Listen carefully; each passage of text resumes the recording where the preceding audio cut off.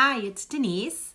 I am doing something different with tech today, so I'm trying to see if I can get it to work out.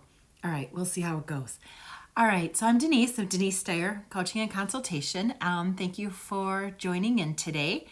I wanted to talk about this belief, this message that's being sent out on social media all over the place that this is the time that we're supposed to be, having new goals and crushing things and coming up with new instruments and learning new languages and starting new businesses and having the best health programs we've ever had in our lives. And I want to address that because that's really not accurate. It's really not fair, and it's really not a realistic ask or statement to be made. And it only adds to more people feeling really crummy about themselves. And I'm all about people not feeling crummy about themselves. So I wanted to talk about that today. One of the things is, a lot of us have different living situations right now. I know I'm very privileged in the fact that my son is an adult, grown up, and on his own. So I worry about him and his safety, but I don't have to try to do e-schooling or remote schooling, whatever they're calling it right now. And I know that if I did, it would be really difficult. I'd have a whole different thing going on in my house right now than I currently do. And so I also know that single moms make up the majority of, I think, caregivers right now, right? I don't know. I don't have a statistic for that.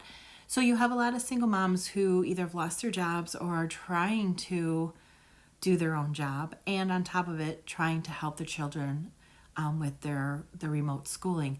That can be even more stressful. How are we supposed to learn a new language when we're still trying to figure out, how to do our kids' work or help them be the best that they can in their schoolwork, and not having that teacher who, I come from a family of teachers.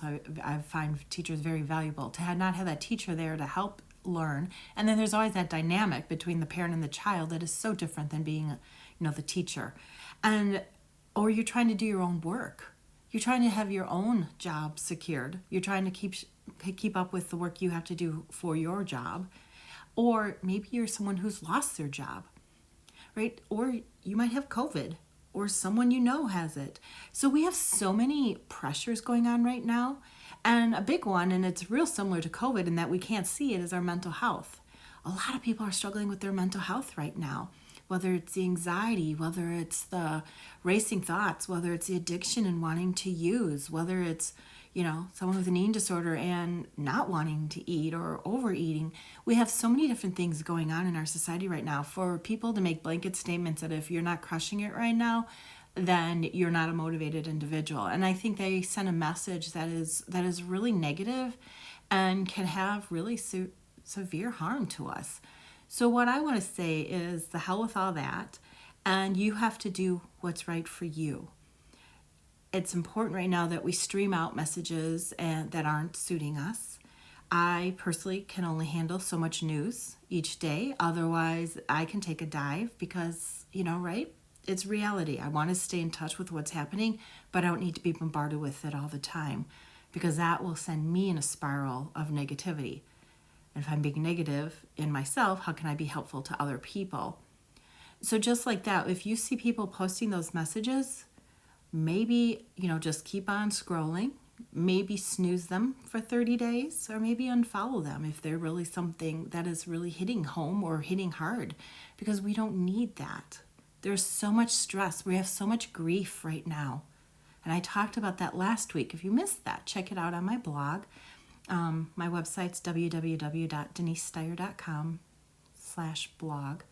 And we're allowed to take this time to slow down. When you think about all the pressures we have every day, we're going nonstop, that this is actually allowing us, for those of us who are staying home, to slow down and to do things differently. And I'm not saying that if you're trying to e-school your kids and do your job that you're slowing down. It's a different stress.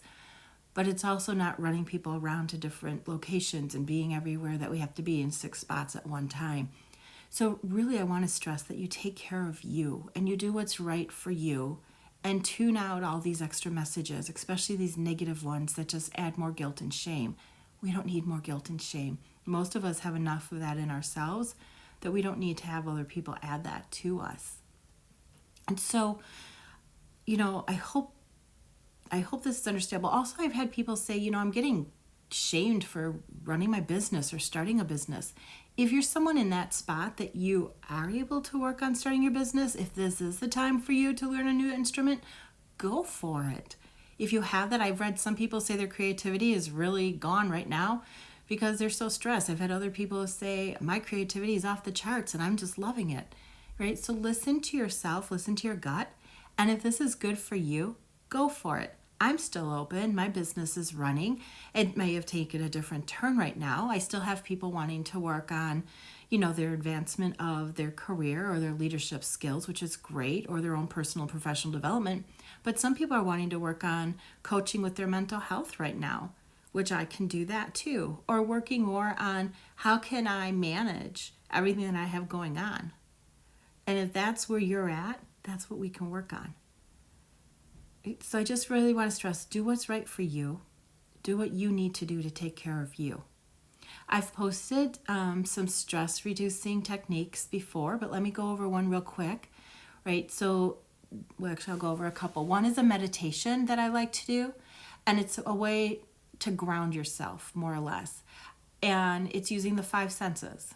I find something that I can see, and I like to focus on that. So usually a picture on the wall. Something I can hear.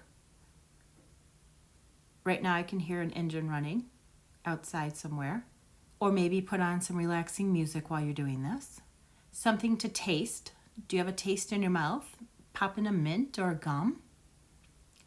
Something that I can feel. So my desk here has a smooth, cool surface, right? Maybe something that has more texture to it. And then something I can smell. And I like to have, I have a lavender essential oil that I like to breathe in when I'm stressed out. So using our 5 senses can help calm us and ground us to what's going on in the here and the now. This can be especially helpful if our mind starts racing and spinning. Breathing technique, I've done the square technique where you breathe in, I say 4 sometimes, or 5. So breathe in for the count of 4. Hold for 4. Exhale for 4. And you keep doing that. So there's a post below that has a square that has that. So you breathe in for 4, you hold for 4, you breathe out for 4, you hold for 4. So that can help with working on your parasympathetic nervous system, which calms our body down. Right? So if you keep doing that, that will help soothe you.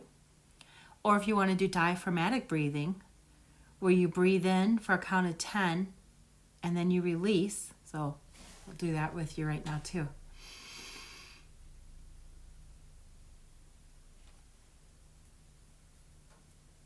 So you want to take in a big breath in through your nose.